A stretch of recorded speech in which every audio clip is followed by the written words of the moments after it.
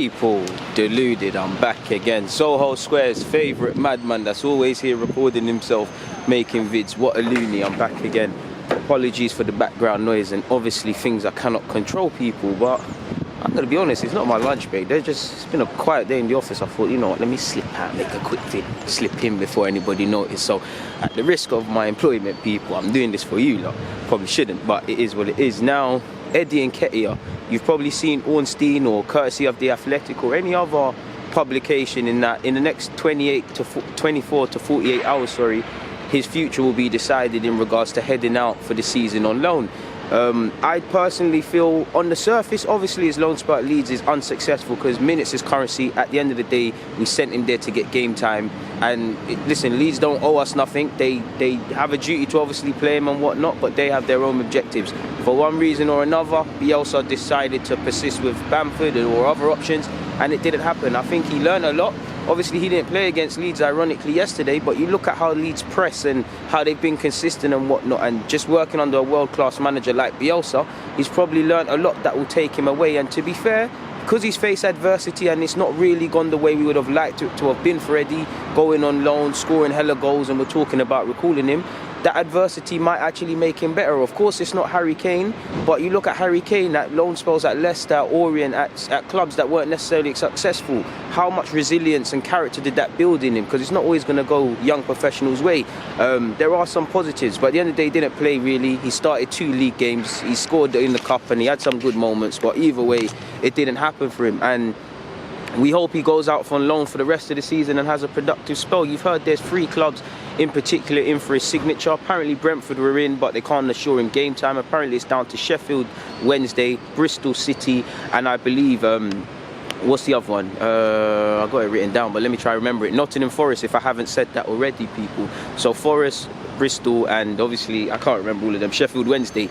Now, Bristol have been begging for him for the last season or 2 now, people. They've been begging for Eddie and Nketiah down at Aston Gate. And you look at, they've got a decent young squad. I believe the average age is 26. It's not the youngest, but it's a decent age. Tammy Abraham had a productive loan spell there. I think Casey Palmer and a couple other players have been there as well. They sit 11th in the Championship. Lee Johnson, 38 years of age, gives young player chances, has played young players before, is quite young for a manager himself, so he might, know how to get through with young players. In fact, a couple of interviews he's spoken of how he's seen the differences in developing young players. So that all might be to Eddie and Nketiah's tune. And obviously if he's saying he's going to play him and whatnot, and they're begging to get him on loan more or less, they're more likely to play him. Minutes equals currency. He can then sit back in August or whenever, saying I've played over 20 or so, I don't even know if there's 20 games left, but 10, 15, 20 league games or however many games, and assessed how far he has to come as a professional footballer before he can play in the Premier League or for Arsenal on a regular basis, people. Looking at the statistics though, like I said, they sit 11th. They've got a couple of strikers in their side.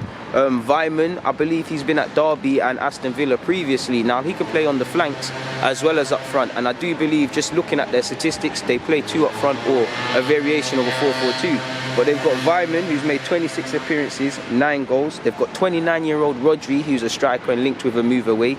He's not scored any goals. They've got Benica Folby on loan from Stoke. In 6 appearances, he has 3 goals. And I think it's Diedu, I cannot pronounce that, apologies for making a fool of myself, but I believe he's got 21 appearances and scored 6 goals, and he's 27, and they're experienced strikers Eddie would be going up against, to be fair with you. Hopefully he can get games. Like I said, they play 2 up front, so you're more inclined to believe he would play and whatnot, so you never know. And obviously playing 2 up front, he'd have to learn to work in a partnership effectively, which would help him develop. They also play a 4-2-3-1 as well, from what I see. He's also been, there's a mad woman there as well, but he's also been linked with Sheffield Wednesday, people. Now Sheffield Wednesday, forgive me if I'm wrong, are 8th. Now they play a 4-2-3-1, and I'm not, obviously he might get games for them and he might play games and whatnot, but I'm inclined to believe he's more of an option there, someone to bring off the bench, because you look at the form of Gary Fletcher, Gary Fletcher, or Stephen Fletcher, whatever his name is, apologies people, in 22 games he's got 12 goals. Do they need Eddie and Nketiah to play with him or to provide a real option, or is it cover or to look someone a rest? Now for them, they can't be begrudged because they need to assemble a good squad, but for us, we need Eddie to get game time. Same way, no team, we can't expect a team to just play Eddie for the sake of it. He has to obviously earn the spot and whatnot, but we have to kind of get this second loan spell right, in my opinion, because you don't want to be sitting here and saying he's only started 2 league games again come Mate, there's no assurances, and you heard our loan managers and whatnot did their due diligence with, you know, the apprentice Dragon's Den style sourcing of who he would go on loan to. But can we see where we potentially went right and wrong in that phase? Because listen, things happen in football, and opinions are a funny old game, and opinions change and whatnot. But can we see where we could have went well in our process? Because if you look at Arsenal's loans, I'm not criticising it, but if you look at our loan spells in general this season, not too many have been productive. I feel Ben Sheff's potentially had the most productive loan spell of everybody that's headed out on loan so far this season. Obviously, you've got to remember they've got Gary Monk, who's given game time to managers as well at Sheffield Wednesday. If I've said United by accident, forgive me. And you've also got Nottingham Forest, who again, Forest is a good club attached with great strikers. I can't say their manager's name, but the French guy, he's obviously played a couple of young players like Maitin and Brendan Johnson the other day against Chelsea, and I think Yates isn't too much older than them in 22, so I'm not going to say, I don't know enough to be saying young players are playing week in, week out under him, but he might get game time there, you never know. I'm inclined to believe not, because they sit fourth in the Championship. Are they just looking to supplement and boost their side as they go for a playoff place, or will they legitimately play him? I don't know that to be true, people. But you look at Lewis Grabban, who again is another experienced striker. In 25 appearances, he's got 14 goals, people, in all comps. I believe 11 in the Championship, courtesy of Google. So again, regardless of where he's going, and he has to, obviously, regardless of where he goes, he's going to go up against seasoned pros. So I'm not saying he shouldn't go there because he's got them there. But if these players are more or less going to be fixtures in the team, beyond Eddie having to learn to compete for a spot week in, week out, is it feasible he'll get game time? Only Arsenal can answer that. Again, I don't know enough to really make an informed opinion, but my little offer on my little team I was throwing up, because I was screaming he should go Bristol, but looking on my little research today, I'm screaming Charlton, you know, purely because I don't know Charlton's situation and everything they're going through, people, but looking at the last couple of fixtures, they're playing a lot of academy-based players, whether that's injuries or something behind the scene, I don't know, but a lot of young players are getting opportunities. They've not got the biggest of sides as well. I know they've got Lyle Taylor, who bags in their side, and they've got, I forgot his name, but the striker who I wrote down, Bone, I believe, 8 appearances. I think Eddie could get game time at Charlton. I don't think they've got the biggest of sides. I guess on one hand there's benefits to get away from London, but he's in London, meaning Arsenal can kind of tailor towards their treatment of him off the field a bit more, and welfare of the players and them things. We can obviously get scouts on a more regular basis down at Charlton's games. Obviously it doesn't matter where he is in the country or in the world, Arsenal should be able to monitor games consistently, but you get my point. He wouldn't be too far away, and maybe being in familiar surroundings might allow him to just concentrate on football. I'm not saying he doesn't, but football can be a lonely place when you're not playing and you're miles away from family, so there's that.